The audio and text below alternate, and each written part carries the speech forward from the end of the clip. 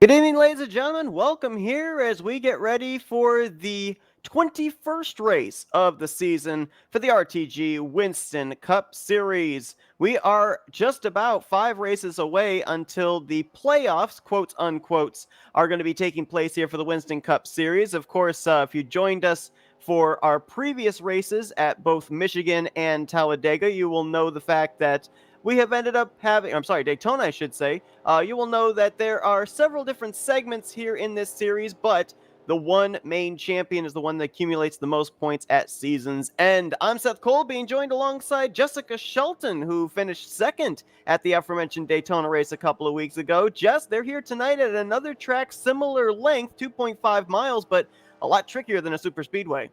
Yeah, a lot more technical. There will still be draft, don't get me wrong, but it's a little bit more technicality going into not only just the pit road, because this pit road is very narrow, the access road leaving, and you got these corners. You mean you can't go flat out in these corners like you can over at a super speedway. And I'm just really really proud of you, and very happy that your senility has not affected you because you just corrected yourself. It was Daytona, not Talladega. Congratulations. Caught myself just because my eyes caught the schedule. Otherwise, I probably would have gone right ahead with saying it was Talladega, as we've got a total, it looks like, of 19 cars that make that 18 cars. I'm catching myself really well here tonight. 18 cars that are going to take the green flag here this evening. Your front row is going to be comprised of Chris Elliott, who got the pole by 8/1000ths over Ronald Lucier. Now, there is a driver that is not in the field tonight. That is going to be the 13 car of Dave Melson. Apparently, Ronald Lucier was involved in some controversy last week where he was the race leader, got bumped by Melson. Melson getting the win, but it was taken away from him. It was his second incident of the race, so that's why he's not in tonight's field. So Lucier, I think, is looking for a little bit of redemption here this week. Yeah, but you also got to look at the other two people who are not here either. Jeremy Jeffries and Grant Wesley, unfortunately, have not been able to make it due to their work schedule and being unfortunate to work, and work always comes first. You know, we got real life events that always take place ahead of this because this is a fun game and it's fun to do, but reality is always number one when it comes to this. And it's sad to see that Jeremy and Grant aren't here. But looking at the point issue, going to the points right now in the segment two, Ronald Luzier is currently leading 12 points over Bernie Mobbs. Jim Glau's back in third. Dante is fourth, 24 points back, and Terry Bombard is fifth, 34 points back currently. So they're looking to make up some points before the end of this little segment's over before the playoffs start.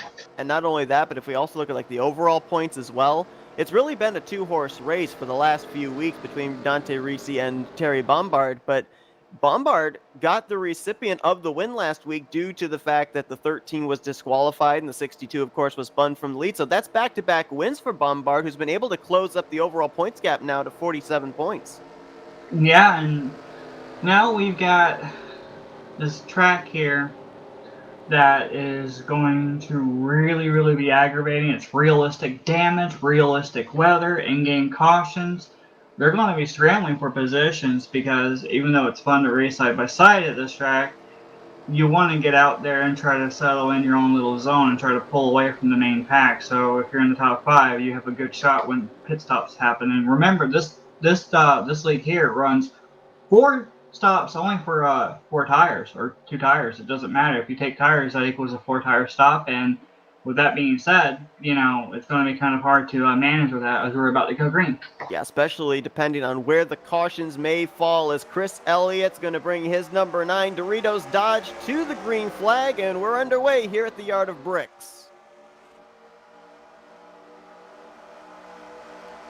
Side by side all the way back here. It looks like Elliott's going to get a really, really nice jump here from having the pole. He's going to pull away a couple, maybe a car length or two in front of Luzier, but Luzier is right there along with Robert Balcom. And Robert Balcom won the North Wilkesboro race last night over in the RTG Truck Series that we were broadcasting last night as well. Yeah, Robert Balcom, I believe, also was the winner of the Michigan race that we broadcasted a few weeks ago, as the battle right now looks like it's going to be for that 5th position. Bob Dixon He's got Tim Knopfsker to his inside in the 088, and you see how the 088 kind of pushes up a little bit off the corner. These drivers here tonight, they're running the Winston Cup 98 mod CTS Physics, so we already know with CTS Physics that it's a bit of a gas guzzler. These drivers aren't going to be able to run as far on fuel as they were if they were in Cup Physics, but I almost get the feeling that these drivers, it may be a kind of a 50-50 on whether they're going to be more concerned about fuel or tires, because you and I both know that right front gets abused here at this track. Yeah, it's really hard to say at times too. Where I mean, I would think that we would probably see them come in basically like we would see at the play track of 19 going on 20. But like you were saying, CTS it guzzles gas, especially if you're the lead car like Chris Elliott up there. He's the one pulling this whole field, so he's pretty much using more gas. But everyone in line behind him, they're able to take it a little bit easier. They're able to let off the gas just a little bit more and roll up, which saves them a little bit more. But you're talking about tire wear. I mean, I'm not sure what the tire temperature is here, Seth, so it could be really abusive on that front. In terms of fuel, you were right on the mark. I was told prior to this race that if you're running in draft, you've got a chance of going 20 to maybe 22 laps. But if there's no draft, and of course, case in point, that 9 car out in front cutting the draft for everybody, furthest he can probably make it is 20 laps here on this, if we manage to go green for a long green flag run. And you brought up the fact these drivers only have 4 tire stops that they're able to do.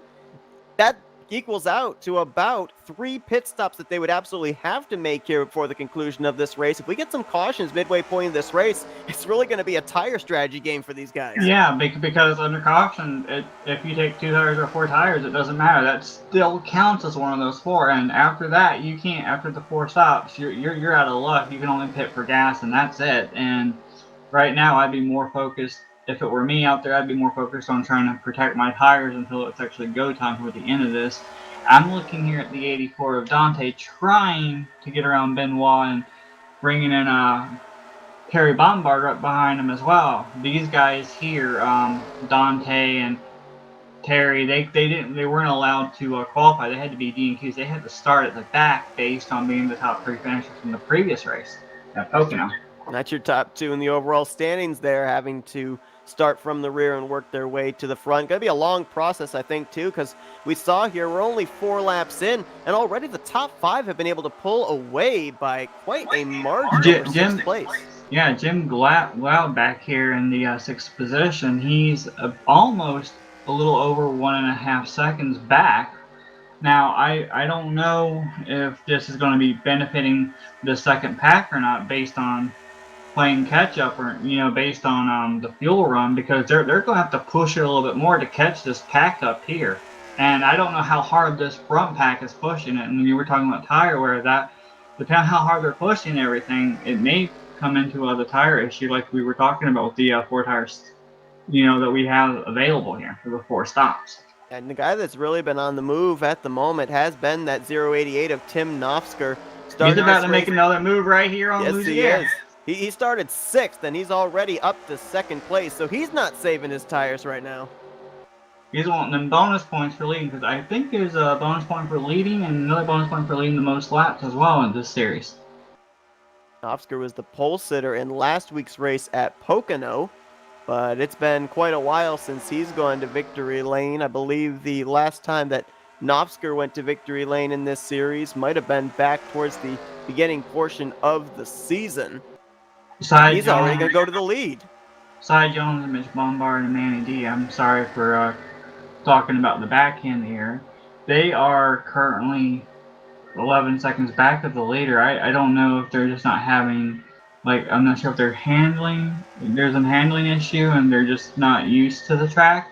Because like we said, it's a little bit complicated driving this track at times, especially if you haven't run this format. They might be trying to save some tires, I'm guessing, back there. That might be their strategy set. Yeah, we talked about the fact that Knopfsker is working his way to the front.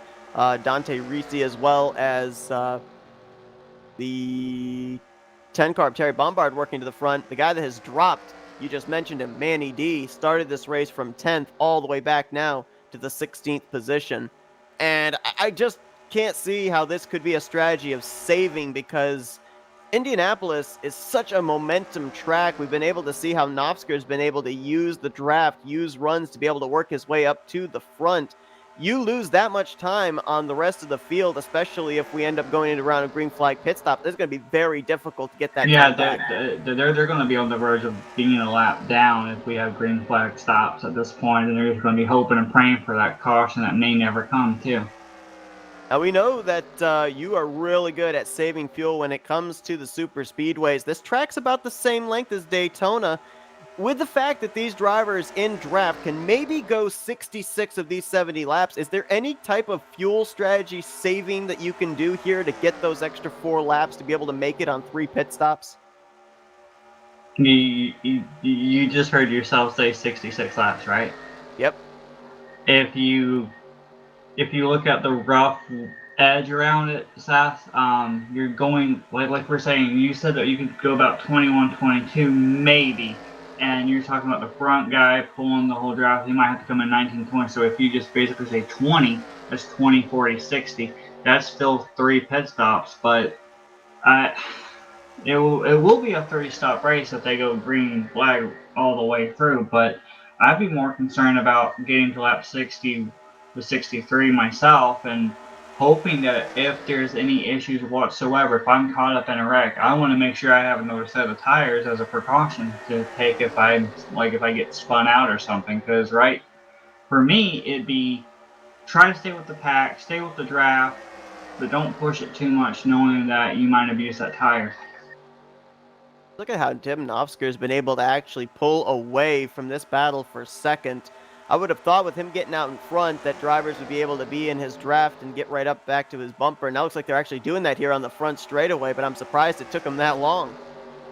And back here at the back, Mitch and Manny in side back here, they're just constantly losing more time, and I don't know if there's a problem with them or not, because now they've lost the whole second in 1 lap. They went from 16 down up to 17 seconds, so I don't know what the problem is back there, but obviously those 3 cars are not handling the way they need to.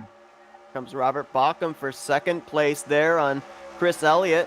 Ron and Lucy are trying to go for third, can't do it. And as these 5 have been racing amongst themselves, we've now got about an 11-car lead pack. Jim Gloud's now been able to get up here. Bob Dixon, Richard Martin is up here. And Dante Rizzi and Terry Bombard, who had to start at the rear of the field, they're now up at the tail end of this pack. I think Bernie Mobbs may have just a whiff of the draft as well. Yeah, I'm looking at the 90 here of Bernie. He's slowly still with the draft, but I don't know whether I think he's gaining slightly at points in the corners. I think that's the only saving grace he has right now is those corners, trying to catch up a little bit so he gets the draft on the straightaway. And we were talking about it earlier about how this is like a super speedway, but it feels like a super speedway. You get on these straightaways, you're all happy about draft. You come off of 4, you come off of 2, you're so happy to get back on that throttle. But there's 2 scary moments in this racetrack that this racetrack provides, and that's going into 1 and 3, having to go from as fast as you're going all the way down, and then especially pit road going all the way down to that pit road speed limit, especially the access road, which if you get off that access road, you hit that grass just the wrong way, you're around immediately, and there's no saving it. Yeah, I think the pit road speed here is about 55 miles per hour. These guys are carrying nearly 190 going down this back straightaway into turn 3. So that is a lot to ask your race car to get down to 55 miles per hour. And we were watching these drivers during practice, and a number of them were practicing green flag pit stops. And as they got on the brakes, it was like the back end of the car was jumping in the air. Richard Martin gets tagged from behind off of 4 right into pit road. That will not bring out the caution based on it being underneath the apron. You can see the whole rear end is completely crunched up. You alluded to it earlier, realistic damage. So any damage you sustain here, no matter how minimal, is certainly going to affect your race car. You got to feel really, really big for Richard Martin. They got side by side going into 3, and as they were going side by side, coming off of 3, they got all jumbled up right there in the entry of 4. Dante and Jim Cloud made their moves on the high side. And then out of nowhere, just slight tap from the 10 of Mitch Bombard from behind. That's all it takes at this track. I mean, you're going flat out, don't get me wrong, but I mean, you just can't help it sometimes. This track is very tricky. It looks like it's a really enjoyable flat out track, but it'll come up and bite you if you're not careful. And I said it before, it's a momentum track, so when Richard Martin lifts, the car behind him's already got a big run, not going to realize that that car in front of him's lifting. There's just not enough reaction time. Especially when they're going that fast side by side and they're that close, they're expecting the draft to push off these corners to carry the momentum down the straightaway for another pass. It just can't happen right away like that, and it's really unfortunate for the 43 of Richard Martin back here now. And as you said, no caution to save him, so with that damage especially, that is going to keep him on pit road for a little bit of a lengthy stop. That'll probably put him a lap down, which is very difficult to make up at a big track like this. As all that was going down, Robert Bauckham took the race lead from Tim Nofsker, and the guy that really hurt as well is Terry Bombard, because when he got into the back of Richard Martin, it checked him up so much he has lost touch with this lead pack. Yeah, unfortunately, I think they were checking up for Richard Martin's pal Bob Dixon up here in the 143, trying to hold his line on the bottom. He started slowing down so slightly to try to make that corner. And you ran the Dega track with me over here at this league the way RPG is. You know that it pushes up, and I'm guessing that maybe Dixon was really low, and with him being as low as he was probably in the process of slowly pushing up, so he let off the gas most likely to try to make that corner so he wouldn't push up as bad based on going side by side, so he wouldn't hit someone on his outside, trying to be careful. And in these moments, you just never know. Yeah, I mean, Indianapolis is a lengthy track, but it does not have nearly the banking that super speedways like Daytona and Talladega have to be able to kind of alleviate the tire heat that builds up in that right front. And to your point, just that pushing up off of the corner, especially off of turn 4, I think these drivers feel it more off of 4 than they really do off of turn 2, as Jim Glaude looking for a spot on Dave Little. And we're going to see a lot more of that the longer the runs go on here with these drivers on the older tires. Bernie Mobbs getting under the 10 of Bombard back here for a position that would be for the 9th spot. And these guys back here, after that whole checkup happened and that little incident with Richard Martin, they've really lost it big time with the pack. They're about 4 seconds back now as Bernie Mobbs goes around and tries to start pulling away from Terry Bombard. And you alluded to a moment ago with the point system as well.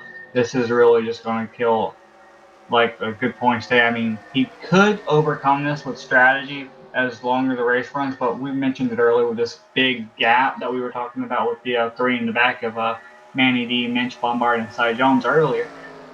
You get too far back, we have this whole thing go green flag. It's going to really hurt them even more back here with the way this whole the front pack is just gapping everyone out. They're just gone right now.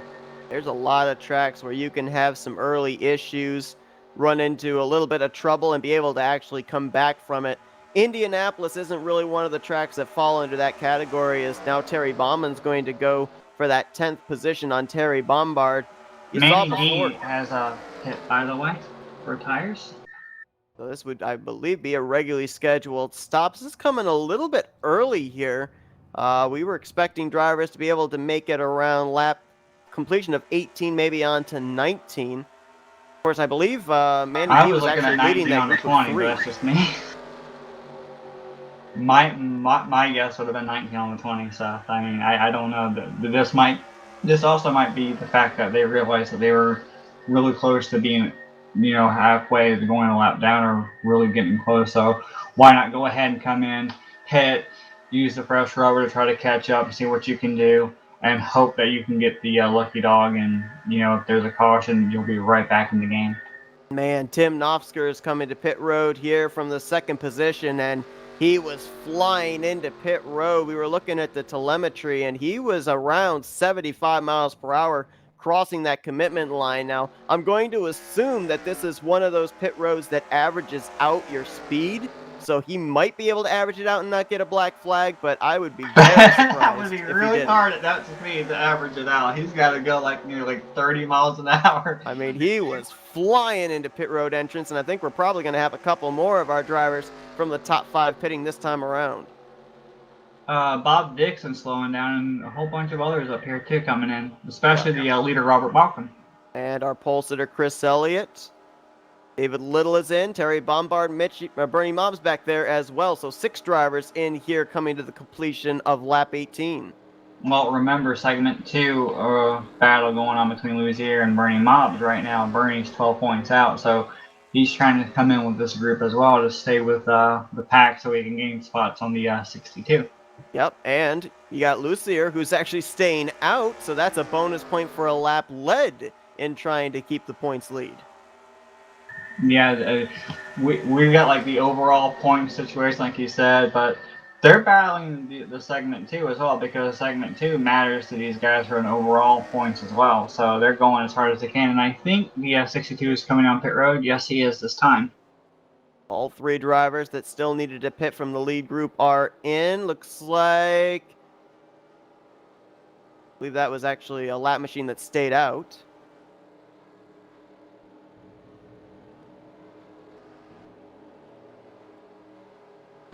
And looks like it's going to be Tim Novsker that's going to actually cycle out to the race lead here.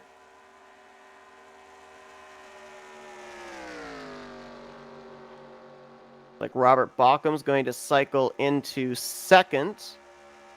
Third place, looks like it might be Dave Little. Of course, we have to wait and see where those other 3 drivers that came to pit road, Dante Ricci as well as Lucier and I believe it was Jim Glaude, see where they cycle around as they are just now leaving pit road on the apron.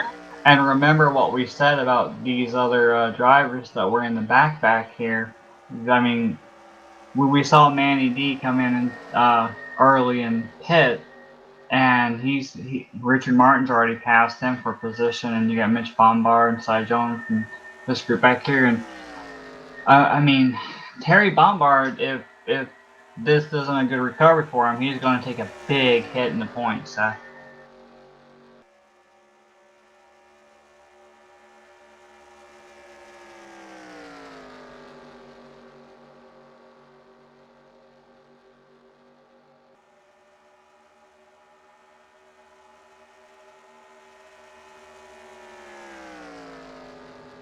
Meanwhile, while Seth apparently has some technical issues here,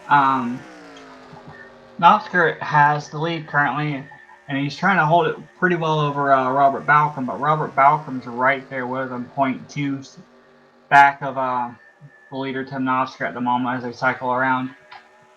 Unfortunately, Richard Martin and Manny D are still labeled as a lap down. Mitch Bombard is on the tail end of the lead lap here.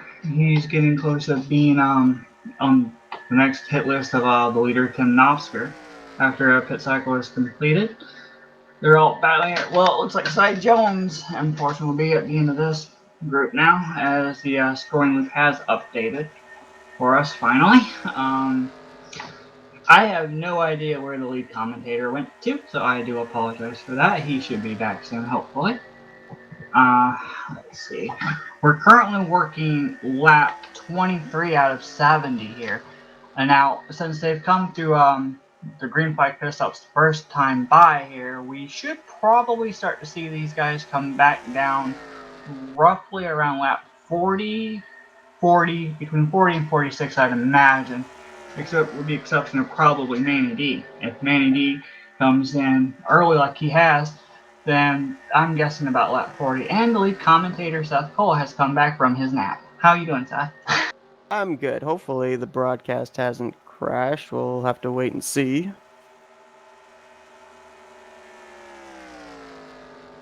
Got connection there, so we'll try